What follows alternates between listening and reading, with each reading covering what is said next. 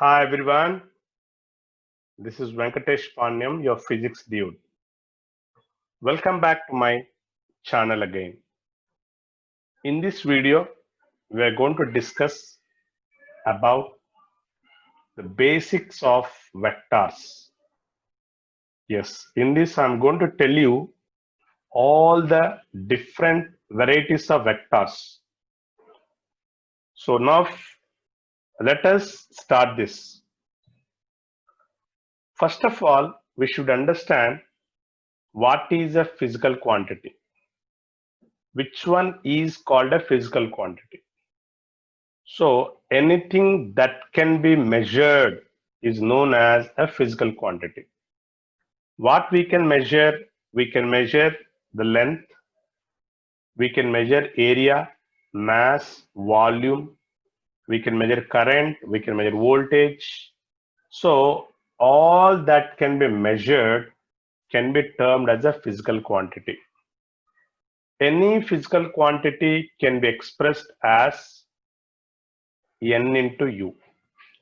What is N represents, what is U represents? N is the numerical value, and U is the unit. A physical quantity will have two parts. One is the numerical value, another one is a unit.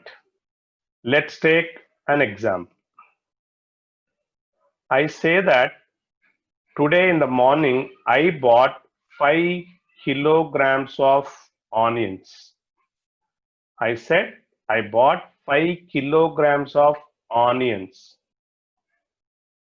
Okay. Then here this 5 is the numerical value. That's called number, magnitude. And this is the unit. The kilogram is the unit. So somebody says, I am suffering with fever. If you ask him what is the fever, he says 100 degree Fahrenheit. So here again 100 is the numerical value, Fahrenheit is the unit.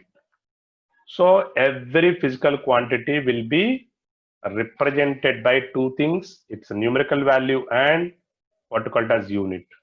Suppose I just draw a diagram and I am saying 5 Newton. So what does it mean? I am applying how much force? 5 Newton. So unit is also very important. Very physical quantity will be having these two parts. But there are some exceptions. All physical quantities may not have units. For example, if you look at relative density means what? Density of substance by density of water. It is a number.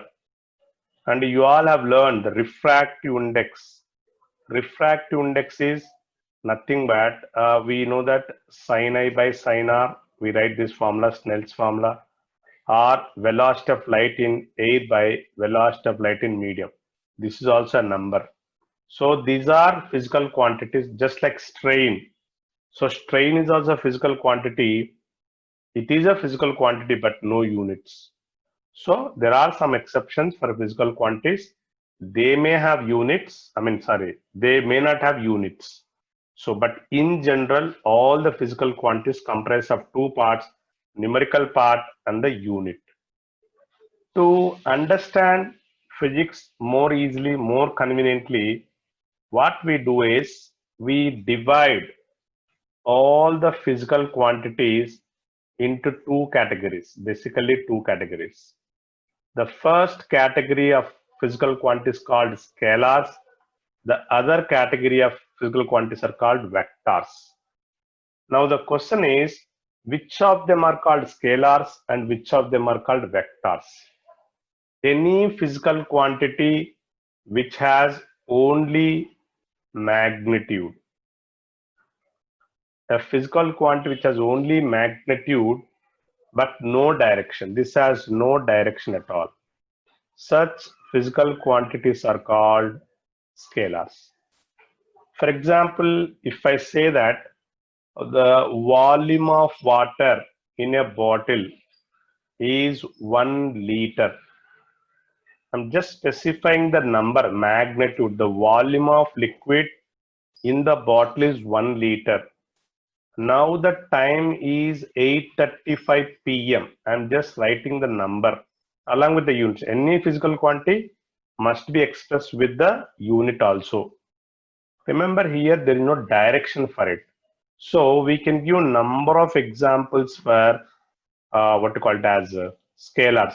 Best example we discussed in the earlier chapter, distance is a scalar, speed is a scalar, mass is a scalar, density is a scalar, volume is a scalar, work done is a scalar, charge is a scalar.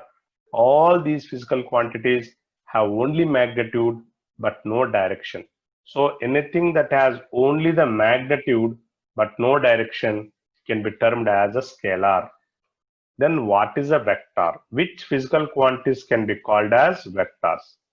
Yes, a vector also is a physical quantity which have magnitude along with that direction. Along with that direction. So a quantity having magnitude along with the direction can be known as a vector. For example, we say that a boy is walking 5 kilometers along east. So in this case, this 5 kilometer is the magnitude. As you know, this is the unit and this is the direction. Okay. We say that the wind is blowing from west. Wind is blowing from west towards east. So say let's say the wind velocity is at 2 kilometers per hour. It is blowing from west or towards east. Or you can say that a man is running towards north with 10 kilometers per hour. So towards north is the direction, 10 is the magnitude. So if any quantity has a direction, yes, it is always known as a vector. But there is some exception here. Can we call all the physical quantities having magnitude and direction? This is a very important question. Can we call all physical quantities having magnitude and direction as a vector? There are some exceptions here. So as I said, a physical quantity having magnitude and direction, I said called as vector, but there is one more condition. For example, if you take current, we all know that current flows from higher potential to lower potential. Yes, current has a direction. So if there is a current flowing through wire, say some current I is flowing, here it divides into, let's take I1 and I2. If the angle between the two wires on theta, still we write I is equal to I1 plus I2. Remember here, we are adding these currents just by algebra. Algebraically we are adding. We are not following any rules. So current has magnitude. So let's take 5 amperes. So current has, so here I will take 3 amperes and here it will be 2 amperes. So 5 is equal to 3 plus 2. Directly we can write 5 amperes is nothing but 2 ampere plus 3 amperes or reverse. So here what we are doing, we are adding simply algebraically. We are not using any directions. So why current is a scalar? Because it has both magnitude and direction, but it does not obey vector addition. So what is the third rule for vector? It should obey laws of vector addition. So any physical quantity which has magnitude, which has direction, and which obeys the laws of vector addition, then only we call it as a vector. So remember, vector means it should have three important properties: magnitude, direction, as well as it should obey vector addition. So why current is not a vector even though it has a magnitude and direction? Because it does not obey vector addition. So that's why we take current as a scalar. Pressure is a scalar. Pressure is also a scalar. Modulus of elasticity is a scalar. Okay. Now let's move on the next point. It's a very important question. Why we need vectors? What is the advantage of learning vectors? Yes. Vectors will always help us to solve problems very easily. And they will always help us in calculating the what called as required answer very easily. For example, see, we use vectors in almost every chapter. The knowledge of vectors will help you a lot. See, there is a problem will be given like this. There is a body. On this body, they'll say that a 10 Newton force is acting at an angle 30 degrees. Now they'll ask you what is the acceleration of this body along the horizontal. If you want to calculate force, acceleration along horizontal, you should know what is the force along horizontal. By resolving this vector, we can find out. Without resolution of vector, you will not understand. They'll give one more question. They'll say that there is a problem like this.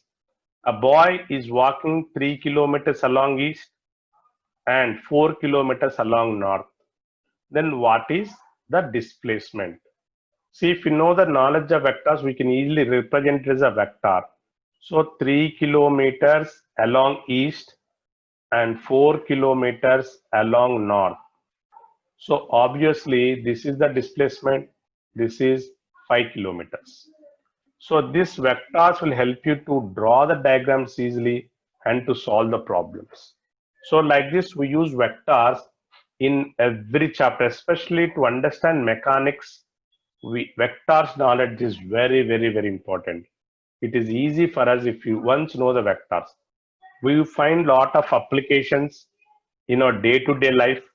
Even vectors will also help you a lot in day-to-day life.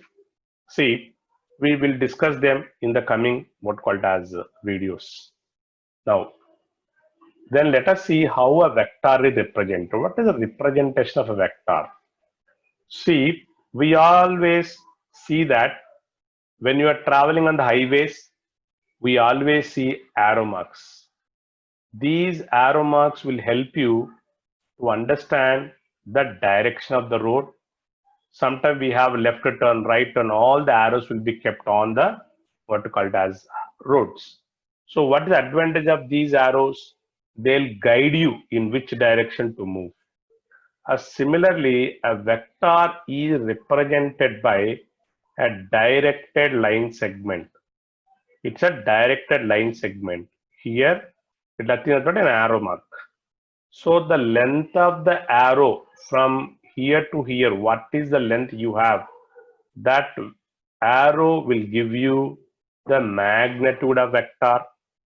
The direction of the vector will give you the direction of, the direction of arrow is the direction of what you call it as a vector. So this line segment, this arrow is, the length of the arrow is nothing but the magnitude. The direction of this vector, this arrow is the direction of a given vector. And the starting point of this arrow, we call it as tail. And this we call it as head. Or sometimes there's a terminal point. So initial point or the tail, this is called head, or a final point or a terminal point. For example, if I draw two lines, a boy A is moving with velocity and the boy B is moving with velocity both in east.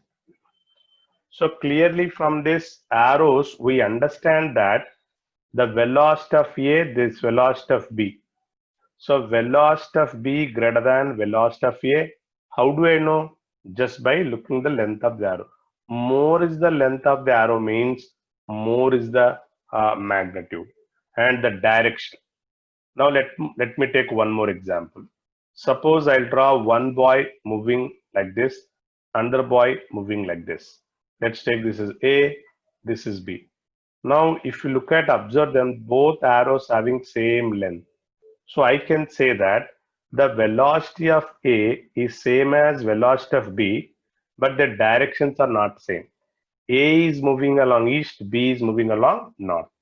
So this arrows will give you an idea in which direction the body is moving, in which direction, what is the magnitude, all that we can represent.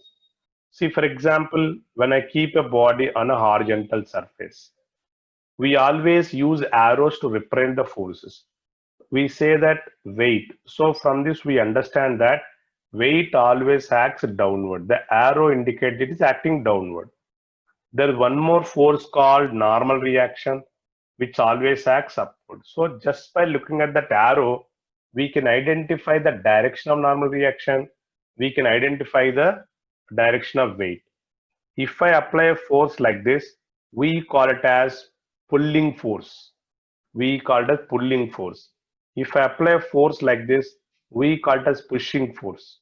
So depending on the direction of arrow, we can say how much force is applied, in what direction is applied. So this arrow will help you to understand what called as a vector. So a vector is represented with what called as an arrow. But while writing, we always use a letter. We can use a smaller cap letter, doesn't make any difference. On the top of that, we need to keep bar. So this is called A bar. A bar is nothing but vector. If I simply write A, it is a scalar. If I put a bar, it's a vector. Or sometime we'll keep one cap over it. This we say A cap, this is also vector only. So in some books, in order to avoid this bar or cap, they'll write the bold letters. The bold letter is also, so if you find a bold letter in the book, it means it is a vector A bar. So if I simply write a thin letter, it is a scalar. If I write a thin letter and over it, if I keep the bar, it is a vector. So a vector is represented with an arrow mark. Now let us see, as I said, current, pressure, surface tension, all have directions. But remember why they're not vectors? Because they does not obey the laws of vector addition. So in the next videos, I'm going to explain what are the laws of vector addition. So we'll be discussing all this in the coming videos. So they are not vectors because they don't obey the vector addition. Now let us see what are the different types of vectors. So you should have an idea about different types of vectors to understand the problems easily. So let's discuss one by one. First variety of the vectors is equal vectors. So what are equal vectors? So for your convenience, I've given the definition here. Two vectors are said to be equal if they have same magnitude and same direction, whatever their initial positions is. That is very important.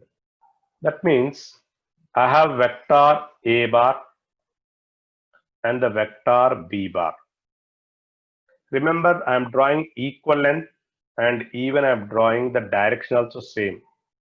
If two vectors have same magnitude and same direction, then we say that A bar is equal to B bar. They have equal magnitude or equal direction. Yes. We represent this A magnitude of A bar can also be written as A. When you write a simple A, it means the magnitude of A bar. Similarly, magnitude of B bar is B. So I can write A is equal to B. Here, the directions are same, magnitudes are same.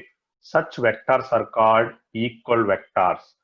For example, in the problem they say like this. Two forces each of 5 Newton act on a body in the opposite direction. So how you represent them? So I want to draw two forces. Equal force means you have to keep length of the arrow same. So this is 5 Newton, this is 5 Newton. But remember, these are opposite vectors. So if we want to have same, if they say, let us take they're acting in the same direction, yes. So these are called equal vectors because they have same magnitude and even the direction is also same. Now, what are unequal vectors? Let us see unequal. The name itself says vectors having different magnitudes and at the same time, even the directions are also not same. The vectors having different magnitudes and different directions are called unequal vectors. That means I have vector A bar like this and the B bar is like this. Maybe their magnitudes may be equal, but the directions are not same. In this case, A bar not equal to B bar. Sometimes they may have same what called as a direction, their magnitudes may be different. So such vectors are called unequal vectors. Here there is one more understand that last sentence, whatever their initial positions means what? This may be A bar, B bar may start from here. But look at the length of A bar, length of B bar is same. Their starting points may be different. In this case, the starting point are also same, but in this case, they're not same. But still, they're like vectors. So like vectors means they should have same magnitude and same direction. Unequal means magnitudes are different or lengths may be different. I mean, directions may be different. So what are like vectors? So the two vectors are said to be like vectors if they have same direction but different magnitude. That's very important. So if you look at two vectors, one vector is A bar and this is another vector B bar. Just by looking at them, we can say that their directions are same, but their magnitudes are different. For example, I'm applying 5 Newton force like this and 10 Newton force like this. Both are like forces only, but their magnitudes are different, but directions are same. Such vectors are called like vectors. What are unlike vectors? The two vectors are different magnitudes acting in opposite directions. Unlike means what? Like this. So their directions are not same. These are called unlike vectors. So their magnitudes are different, even directions are also opposite to each other. Now let's move on to the next one. What is a negative vector? It's very, very important. The vector of same magnitude but opposite in direction is called opposite or negative vector. Let us focus more on this. I have vector, say A bar. This A bar is along east. Now there is a vector, say B bar. This A bar, B bar have same length, but the directions are opposite. So I can say A bar is equal to minus B bar or B bar is equal to minus A bar. So two vectors having same magnitude but opposite direction. That means I can say that B bar is the negative vector of A bar or A bar is the negative vector of B bar. So when we solve problems, suppose if there is a vector A bar, if they ask you draw what is the negative vector A bar, simply reverse it. So this become the negative vector of A bar. So when the A bar is like this, the negative vector is this. When the A bar is this, the negative vector is this. So a vector having opposite direction. Maybe it has same magnitude but opposite direction. Another important point is whenever you add a vector to its negative vector, we always get a null vector. A vector when added to its opposite vector, you should get a negative null vector. Okay, that is called zero vector. So negative vector opposite vector means they have same magnitude but opposite in direction. What are parallel vectors?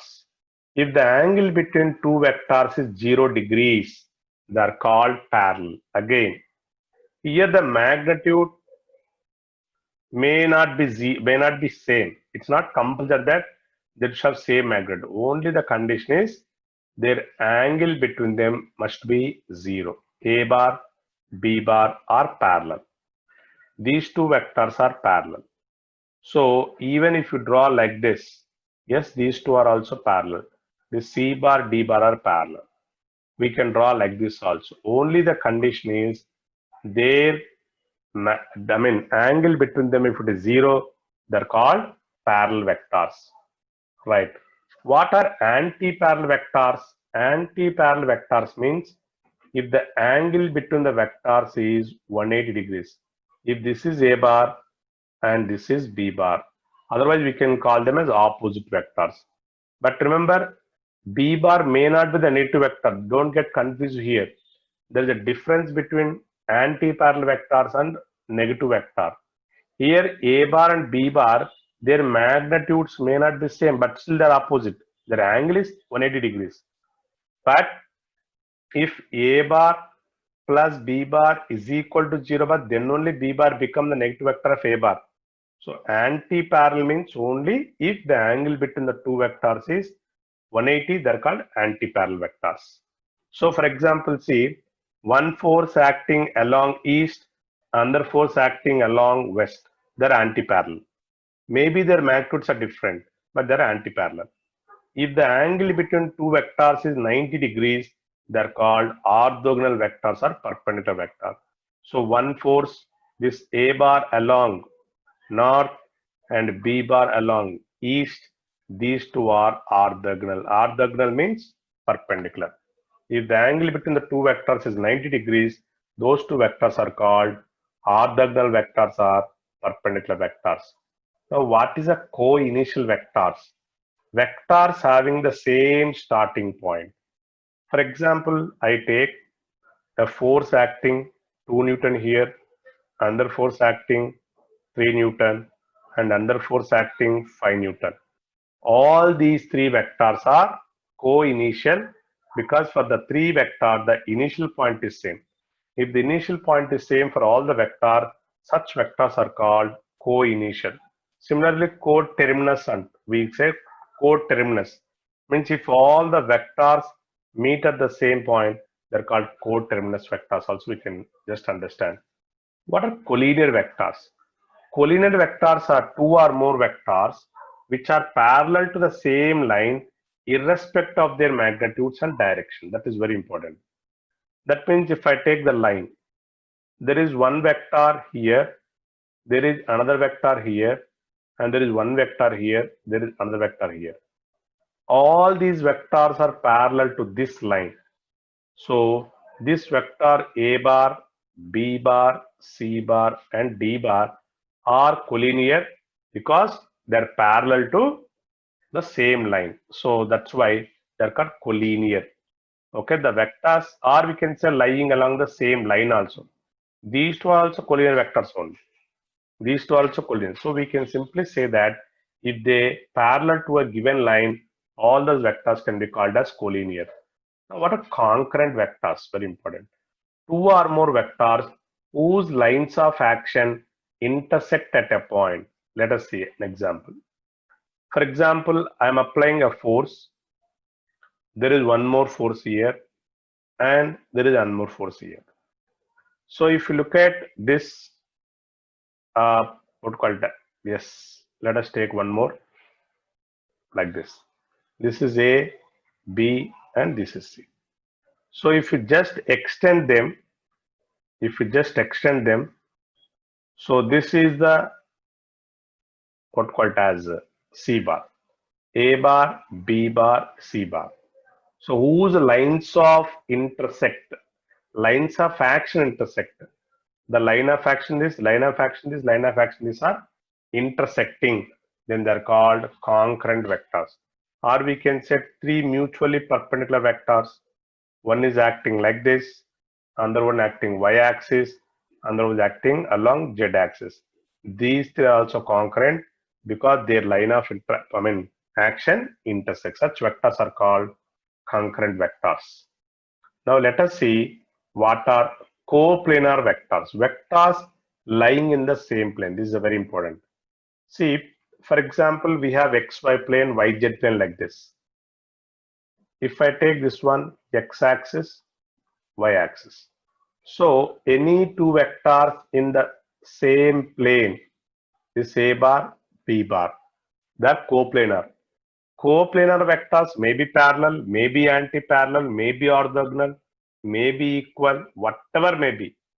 If they lie in the same plane, they're called coplanar vectors.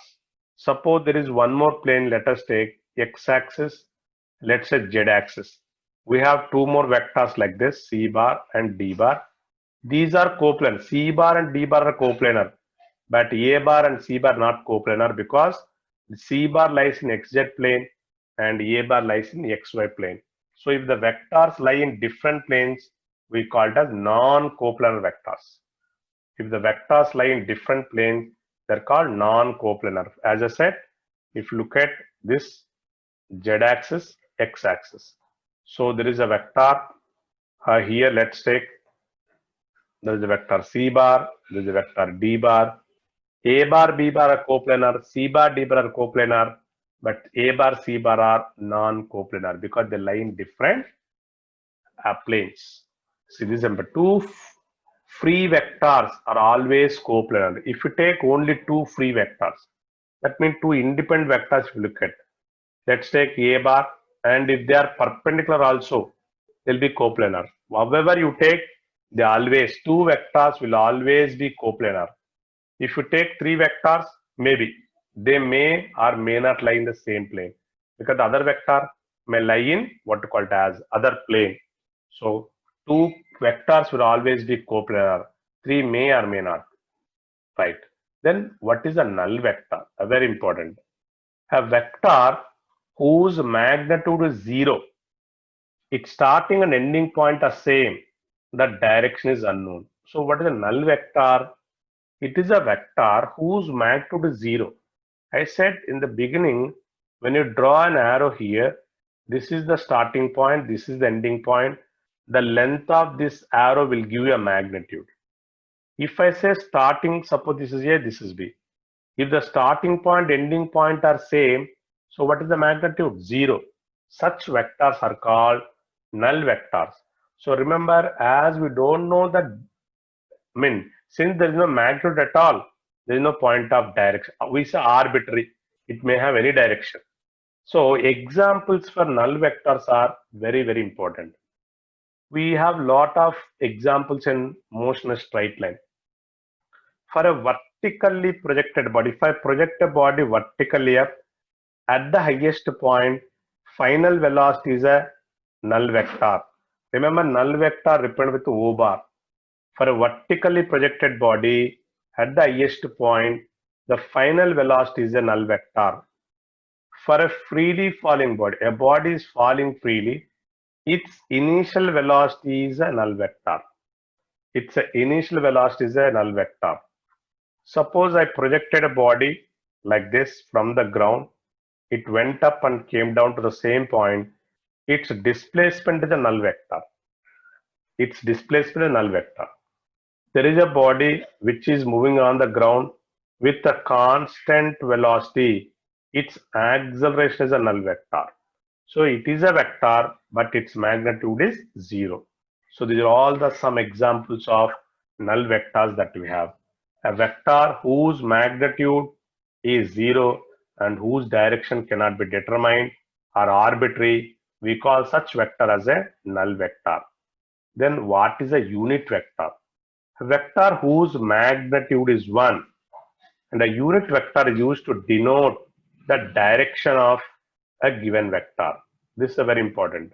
So for a unit vector, what is the magnitude? 1. How to write a unit vector, which is a very important expression we should all remember. We write this A cap is equal to A bar by magnitude of A bar. Or simply I can write A bar is equal to A. That means the unit vector of A bar is equal to A bar by magnitude of A bar. So when we keep a cap on a letter, it means it's a unit vector. Sometimes even we can take n cap. So n cap is also, I can write it as A bar by A. So that is normal. That means it is the unit vector of A bar. We can write by using a cap, we can write it. If you simply multiply, you cross multiply this, So A bar is equal to A into A cap. Look at the direction of the vector and the direction of the unit vector are same. That's what I said. A unit vector is used to denote the direction of a given vector, or A bar and A cap are parallel. But do they have same magnitude? No. Unit vector has one unit magnitude. So this is A cap. For example, this A bar has 3 magnitude. For example, the magnitude of A bar is 3. That means we can divide into 3 equal parts like this. So this is 1, 1, 1. So this is 1 unit vector, 1 unit vector, this is another unit vector. So overall the magnitude of A bar is 3. So simply multiply the unit vector with that magnitude, you get the total vector. So unit vector is always parallel to the original vector. The angle between unit vector and the original vector is 0. What are orthogonal unit vectors? We know that orthogonal means, already I said, they are perpendicular. So if you look at this coordinate axis,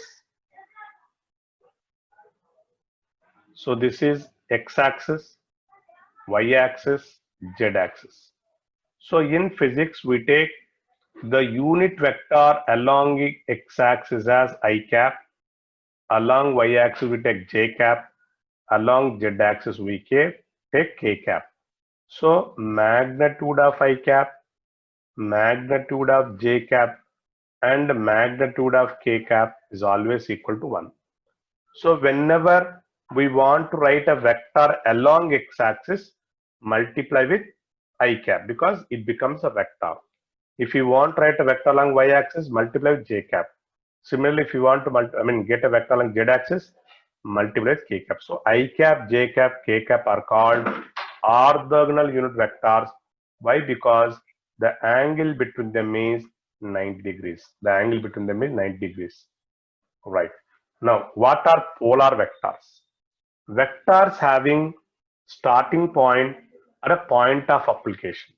For example, whenever you want to calculate displacement, displacement has starting point and ending point. We say the shortest distance between starting point and ending point is called a displacement. So displacement is a polar vector. Polarity means has a direction.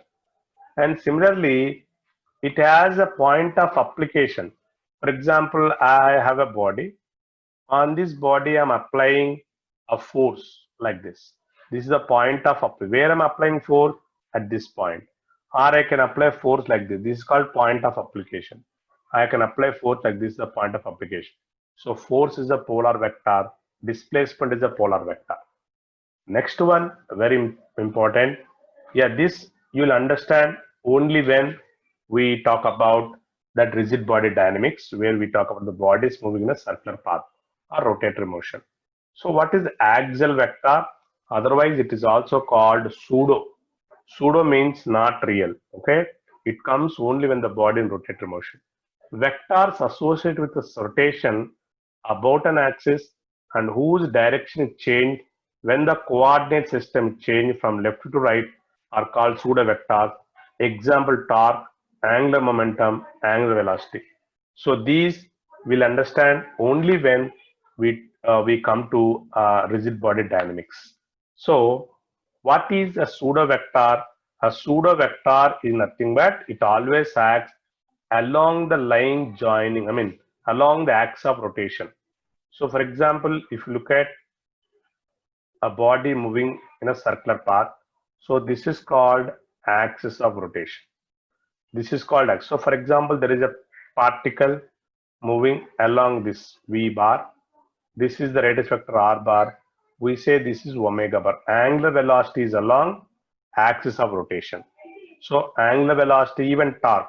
So when there is a force F bar here, there is a radius R bar. We said torque is perpendicular to it.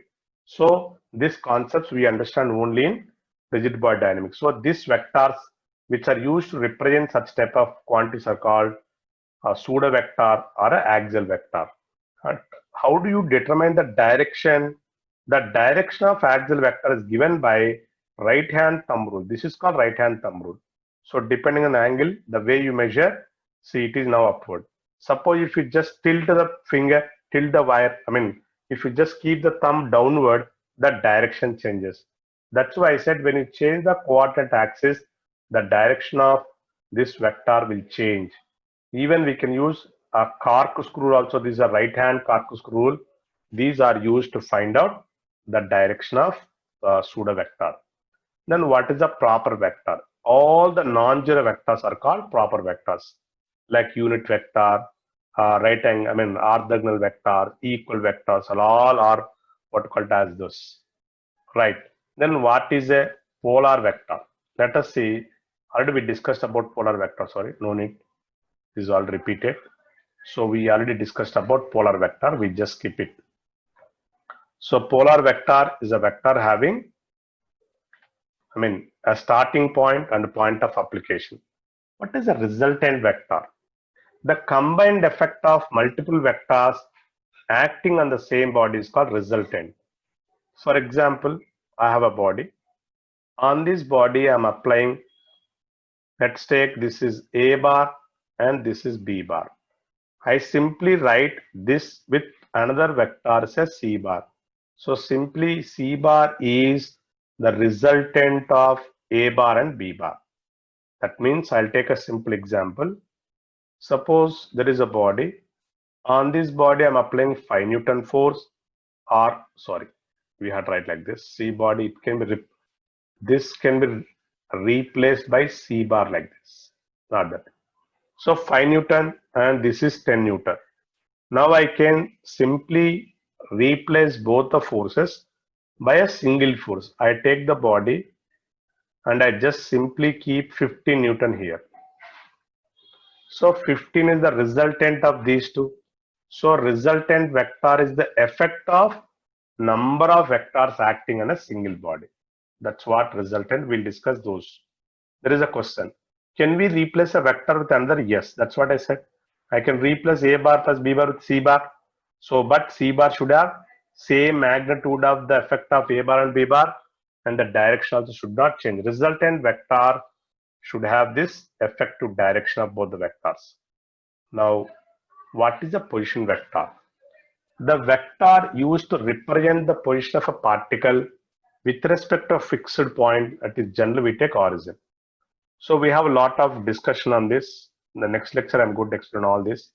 There is x-axis, there is y-axis. We take it as origin. I have a point, say P here. There is a point P. Now I'll join them. Here, let us take some R bar. This R bar is the position vector of point. So let us take the coordinates of P as x comma y. So that means this is x coordinate, this is y coordinate. So remember this, we can say that R bar is nothing but I can write xi cap plus yj cap. So this R bar is the position vector of point P with respect to origin. Such vector is called position vector. A position vector is used to represent the position of a point with respect to a fixed point. Now, apart from all these vectors, there are one more varieties of quantities called tensor. That means there are three types of physical quantities. One is scalar, vector, third one is a tensor. What is a tensor? Tensors are those quantities which have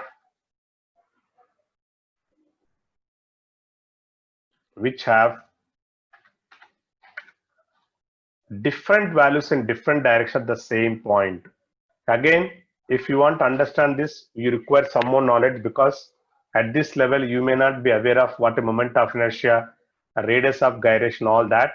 So, but remember, just like these, you'll understand better in the coming chapters. So just understand that they have different magnitudes in different direction. Such quantities we call them as tensors. Now let us see effect of moving a vector. Will there be any change if I move a vector from place to place? See, that's what when a vector is displaced parallel to itself, remains unchanged. When a vector is moved parallel, displaced parallel to itself, it remain unchanged. That means the vector will not change. For example, let us take x-axis, there is y-axis. Suppose I have a vector, say here, there is a vector a bar. Even if I draw the same vector here, nothing will happen. Or I can move it here also, nothing will happen. As long as you move the vector parallel to it, it won't change. So when we move a vector, when we displace a vector, the vector will not change.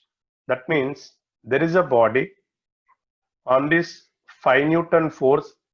You write here, or you rub this, or you write here, it doesn't make any difference. Or you can draw here also, doesn't make any difference. So if you move the vector wherever you want, you can write, but don't draw here, that will change. Don't draw here, it will change. So if you move a vector parallel to it, a vector will not change as long as it is moved parallel to it. Next question. Effect of multiplication. When a vector is multiplied with a scalar, if a vector is multiplied with a scalar, scalar is nothing but a number. Remember, its magnitude changes, direction remains same. We get a new vector in the same direction, but that scalar should be a positive constant. For example, I have a vector, let's take this is a bar, and whose magnitude is 2 meters. Now suppose if I multiply with 2, then I'll get a vector same, we get another vector, let it become b bar. So b bar become 2 times a bar. So remember now I've got b bar like this. So a bar, b bar have same magnitude, but directions are same, but magnitude changes. So whenever a vector is multiplied with a positive constant, we get this another vector in the same direction. If I multiply the negative constant, we get a vector in the opposite direction. If I multiply a bar with -2, say for example, you get b bar in this direction. So if you multiply with a positive constant, we get another vector in the same direction. If you multiply with negative constant, negative scalar, we get a vector in the opposite direction. So yes, multiplication changes the vector.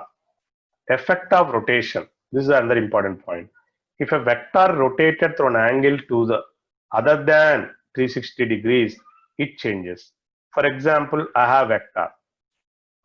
So what I'll do is I'll just hold the tail.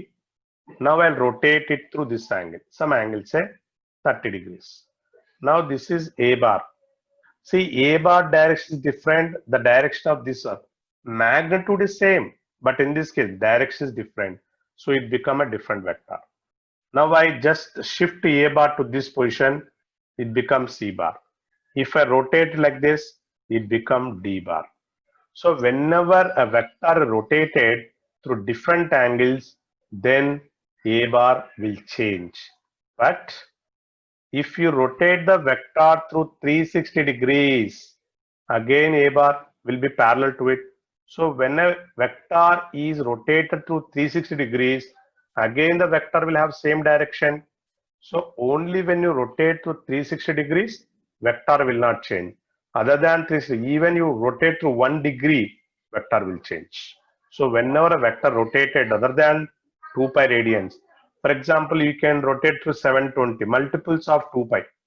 If you rotate the vectors in multiples of 2 pi, it will not change. If you rotate other than multiples of 2 pi, it will change. The last one, how do you find the angle between two vectors?